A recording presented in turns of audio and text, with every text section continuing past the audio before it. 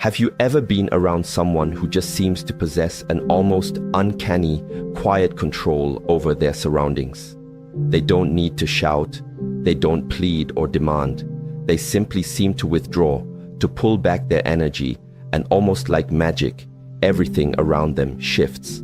The very atmosphere changes. People start to second-guess themselves, to lean in, to almost chase after whatever it is they feel slipping away. Now, pause for a second and really picture this. What if you could do the same? What if, instead of that knee-jerk reaction to every little thing, every demand, every emotional nudge, you chose a different path? Imagine opting for quiet contemplation when an immediate response is expected, or taking a deliberate step back when the world wants you to explode into action. Can you even begin to imagine the ripple effects? This is precisely where an incredible, often untapped power lies. The moment you consciously decide to stop being perpetually available, emotionally, physically, and mentally, the world around you, and particularly the people in it, often experiences a jolt. They're so used to your predictability, to knowing exactly how you'll react, to navigating your responses like a well-worn map. But the day you choose to withdraw, to become more of a mystery than an open book, the entire dynamic changes. And those individuals who thought they had you all figured out, they're about to realize they barely scratched the surface. It's a subtle conditioning, isn't it? From a young age, many of us are nudged, sometimes overtly, sometimes through unspoken expectations, to always be present, to answer quickly, to aim to please, to say yes, even when our inner voice is screaming a resounding no. We've been trained to believe that our worth is somehow tied to how readily available we are to others. But here's a truth that often gets lost in the noise of societal pressure. This constant, over-the-top availability isn't a virtue, it's a gilded cage. As long as you operate under the assumption that you must be accessible around the clock, you're essentially volunteering to be subtly manipulated, to have your precious energy drained, and quite frankly, to be overlooked the moment you're no longer perceived as immediately useful.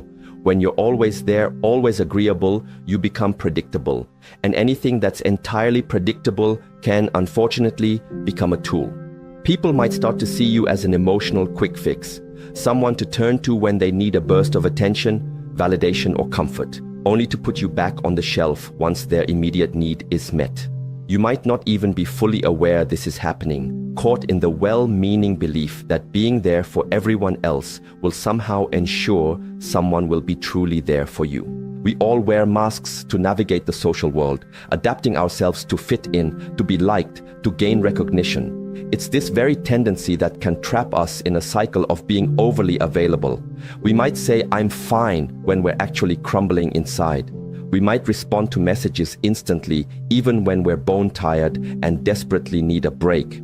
We find ourselves over-explaining, justifying our choices, defending our positions as if we owe the world a minute-by-minute report of our lives. But the stark reality is, the more you star in other people's dramas, the more you fade into the background of your own life story.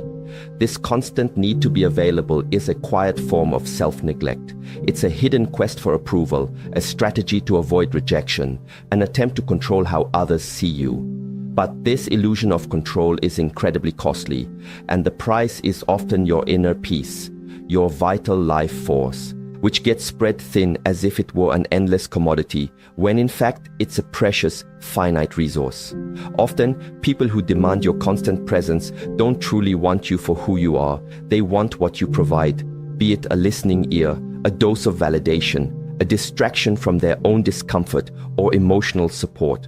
The moment you dare to shift this dynamic, to set a clear boundary, or to simply not react in the old expected way, these same people might become irritated, accuse you of having changed, or even label you as difficult or strange.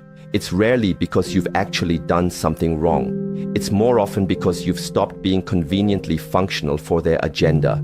And here's a rather uncomfortable truth. The more readily available you make yourself, the less inherent value others may unconsciously assign to you.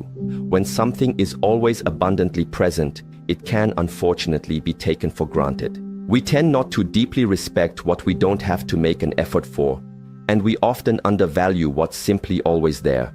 So, take a quiet moment for yourself and ask with genuine honesty, who truly merits your valuable time, your focused attention, your authentic presence, your empathetic ear? And perhaps even more profoundly, who merits the powerful statement of your conscious absence? To truly grasp why we often react so strongly and give our power away so easily, we need to consider our inner world as a kind of energy system. Think of your mind and emotions as holding a finite reserve of energy.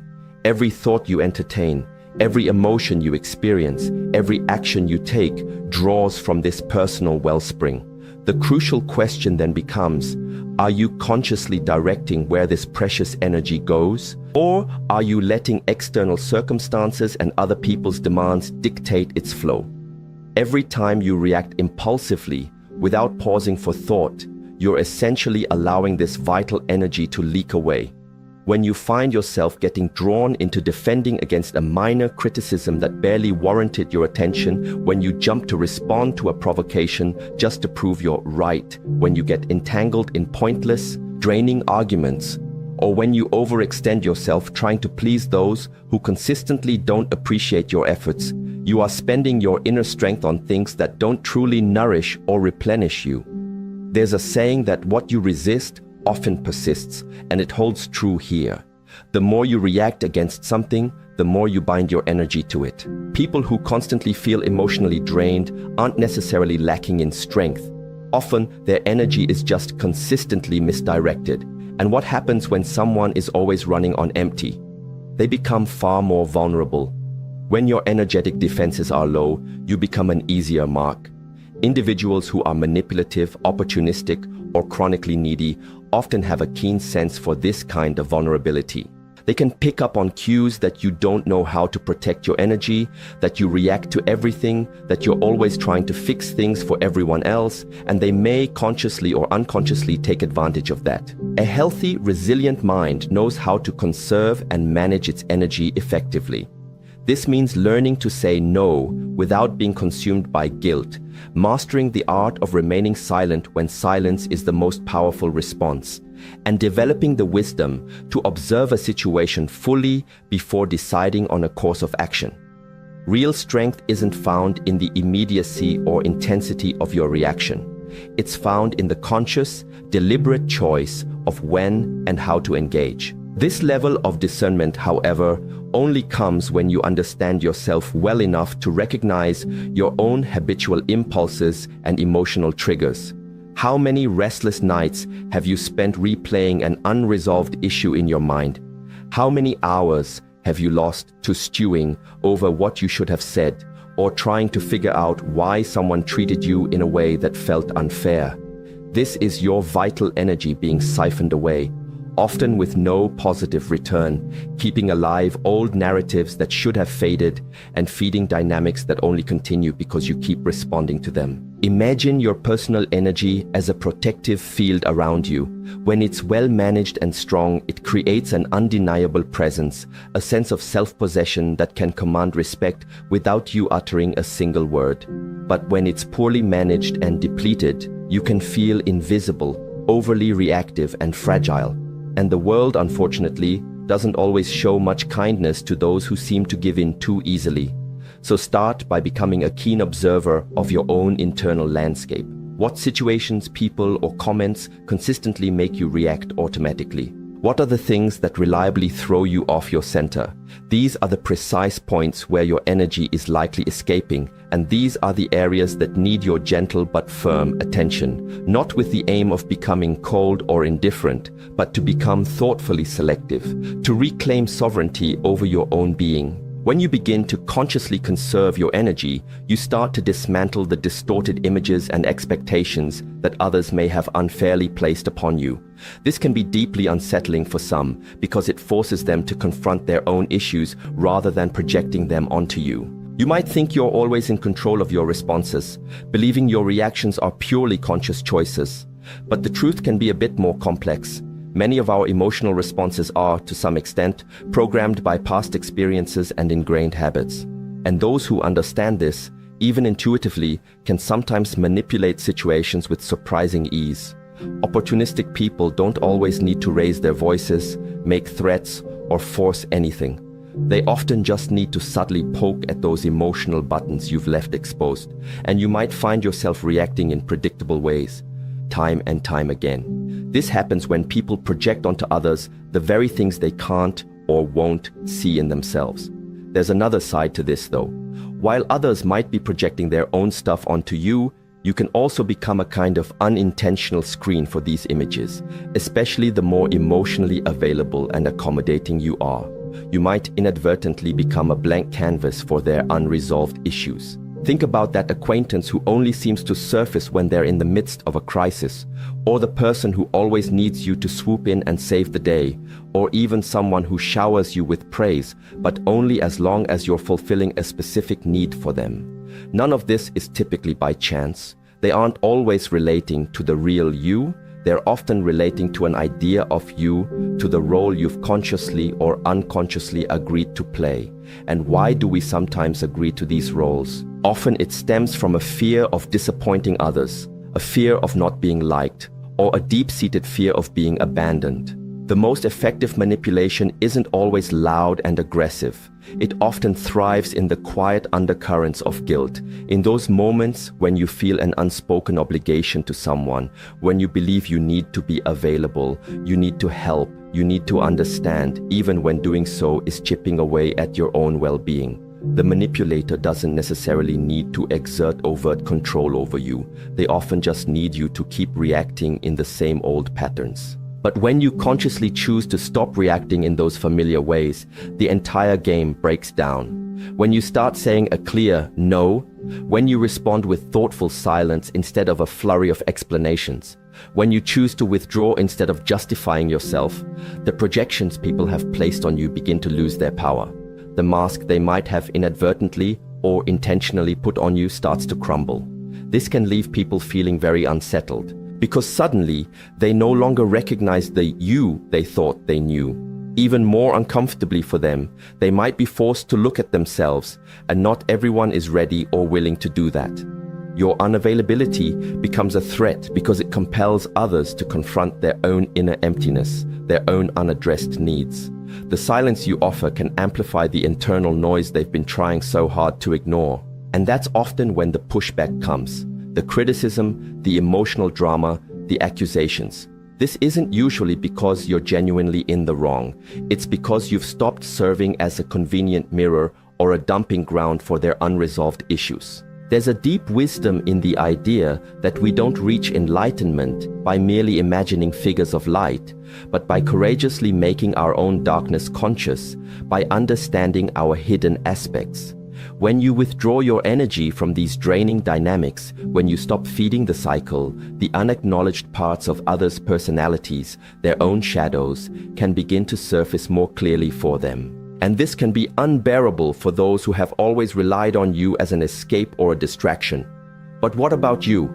Are you prepared to navigate the discomfort of being misunderstood, perhaps even rejected or subtly attacked for the sake of protecting your own inner space? Are you ready to endure the silence that might follow a rupture, knowing that it's in that very silence that a new kind of authentic power can be born? The modern world is incredibly noisy, isn't it? Everyone seems to be clamoring to be heard, to respond at lightning speed, to win pointless debates, and to prove their point, even if it means sacrificing their own peace of mind. Yet, there's a profound power that few truly understand and even fewer master. The power of deliberate silence. This isn't the silence of passivity, fear, or cowardice, but a conscious, strategic, and sometimes brutally lucid silence. It's the kind of silence that isn't an absence, but rather an amplified, potent presence. Silence, when chosen intentionally, isn't just an empty void. It's fertile ground for inner transformation and profound self-discovery. When you stop automatically reacting, you create the space to truly observe. And in that observation, you begin to see patterns that were previously invisible. The emotional repetitions in your interactions, the subtle games of manipulation, the cycles of self-sabotage you might have been caught in. Silence allows for clarity, and clarity is a powerful antidote to those who thrive on keeping you in a state of confusion or reactivity. Have you ever noticed how some people seem to almost panic when you don't respond immediately, when you don't offer an explanation, when you simply disappear from the usual back and forth? It's often not because they genuinely miss your presence in a healthy way. It's because your silence disrupts their narrative and wrests control from their hands. As long as you're talking, explaining, and engaging on their terms, you're still playing their game. But when you choose silence, you fundamentally change the rules, and that can unbalance anyone who depends on your predictable reactions. True, powerful silence isn't merely the absence of your voice, it's the mastery over your own energy.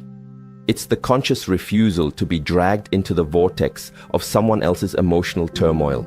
It's the deliberate choice not to engage in battles that simply aren't worth your precious energy or your peace. The journey of becoming who you truly are often requires a degree of distancing from the noise, a stepping back so you can hear your own inner voice without the world's constant interference. But make no mistake, choosing this path of conscious silence can come with a social cost. It will likely distance you from people who only valued you for the role you played, not for who you authentically are. It might make you seem incomprehensible to those who only saw you through the lens of their own projections and needs. You might even be perceived as cold, distant, or arrogant. However, these are often reactions from those who were never truly interested in engaging with your depth, only with your utility. And here's a truth that often comes with maturity. The more you grow, the more selective you become with your words, because you begin to understand that each sentence, each engagement, is an investment of your energy. Not everyone deserves access to your innermost thoughts or your full emotional bandwidth. Sometimes, silence isn't a retreat, it's an act of sovereignty. It's the quiet language of those who no longer feel the need to prove anything to anyone. Silence is uncomfortable for many because it forces the other person to confront their own thoughts, their own internal chatter, their own unresolved feelings. This discomfort can reveal far more about them than any argument or explanation from you ever could. You don't always need to explain your absence. Your absence, when chosen consciously, often explains itself. And those who feel threatened by it inadvertently reveal just how much they relied on your previous imbalance to maintain their own sense of control. But the most potent form of silence isn't the one that merely disturbs others.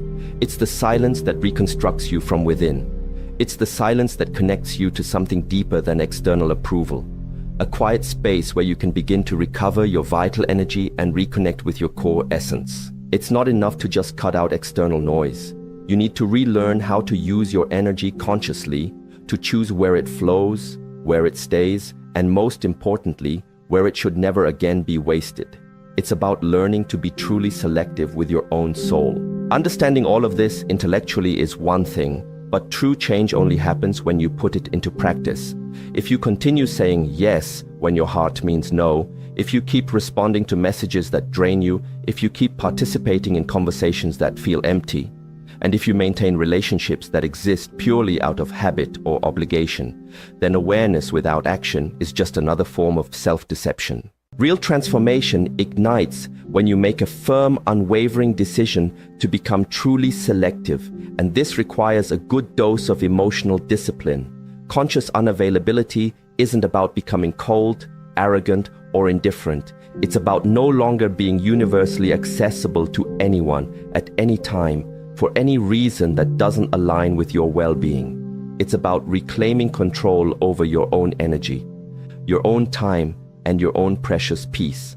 This often starts with small, deliberate actions, not responding immediately to every single message, taking a conscious breath before reacting to a trigger, gracefully exiting a discussion before it devolves into chaos, turning off your phone without a pang of guilt, and learning to say, "Not today, I'm not interested," or "I won't get involved in that."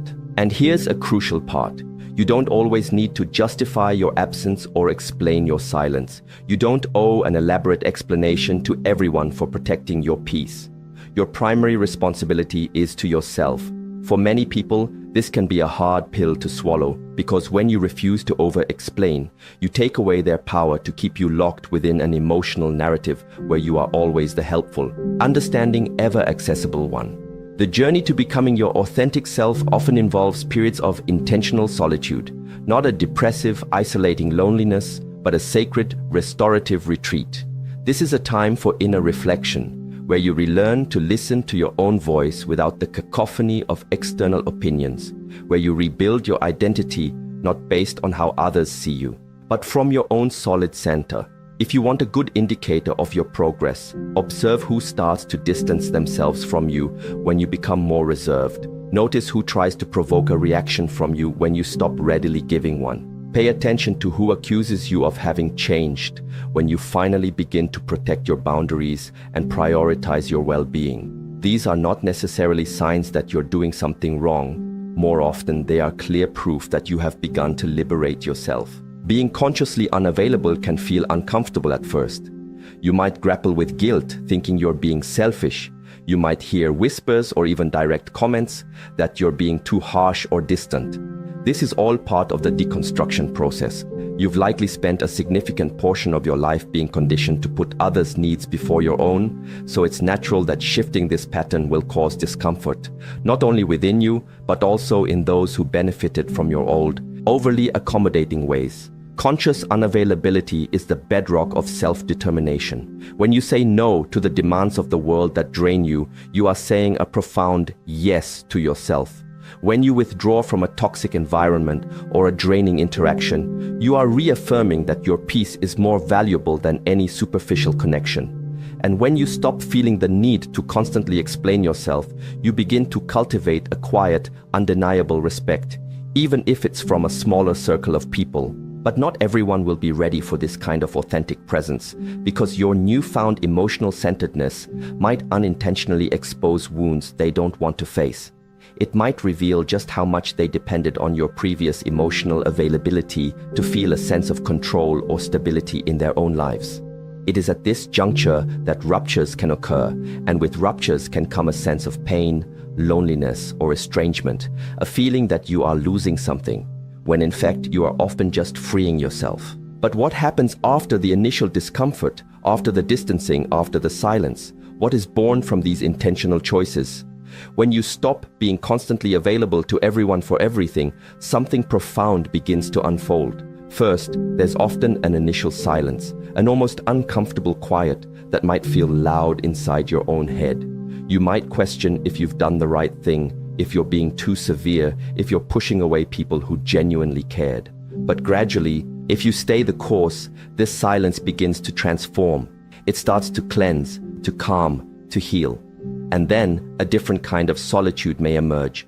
Not the aching loneliness of absence, but the empowering solitude of total presence with yourself.